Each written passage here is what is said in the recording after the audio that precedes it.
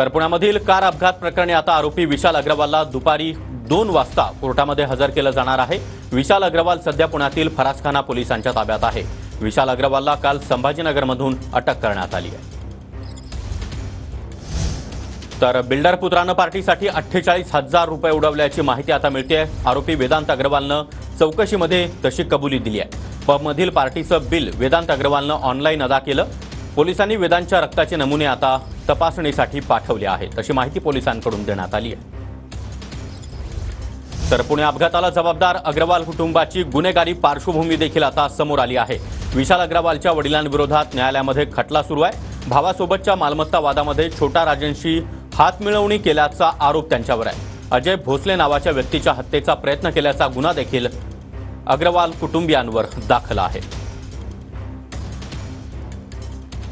आणि या संपूर्ण प्रकरणावर, संपूर्ण अपडेट्सवर अधिक माहिती देण्यासाठी आमचे प्रतिनिधी प्रदीप कापसे सध्या आपल्या सोबत आहेत। प्रदीप, पुणे अपघात प्रकरणामध्ये आज महत्त्वाच्या घडामोडी होणार आहे।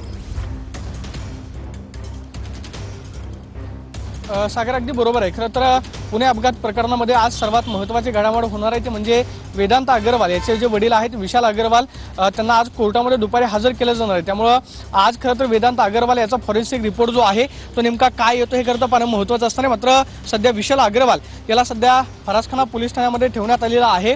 ससून रुग्णालयामध्ये रात्री या दोघांची तपासणी जी आहे ती करण्यात आली आणि आज वेदांत अग्रवाल याला जुव्हेनाइल बोर्डासमोर जे आहे ते सुद्धा हजर केलं जाणार आहे। कारण आतापर्यंत हे प्रकरण जर पाहिलं तर अल्पवयीन वर्गामध्ये मोडतं, त्यामुळे त्याला जामीन मिळाला असं म्हटलं जात होतं। मात्र पुणे पोलिसांनी नव्यानं अर्ज केलेला आहे की याला प्रौढ गटामध्ये गणलं जावं। मात्र आज जुव्हेनाइल बोर्डासमोर त्याच्या पालकांसह महत्त्वाची सुनावणी जी आहे ती पार पडणार आहे। आज जुव्हेनाइल बोर्ड जे आहे ते नेमकं काय आदेश देते पाहणं महत्त्वाचं असणार आहे। मात्र विशाल अग्रवाल याला आज खरं तर दुपारी कोर्टामध्ये हजर केलं जाणार आहे। आज कोर्टाकडून नेमकं पुणे पोलिसांना काय आदेश दिले जातात हे पाहणं महत्त्वाचं असणार आहे। मात्र सगळ्यात महत्त्वाचं म्हणजे वेदांत अग्रवाल याच्यावरती 185 म्हणजे मोटार वाहन कायद्यातील 185 कलमानुसार नव्यानं गुन्हा जो आहे तो दाखल करण्यात आलेला आहे।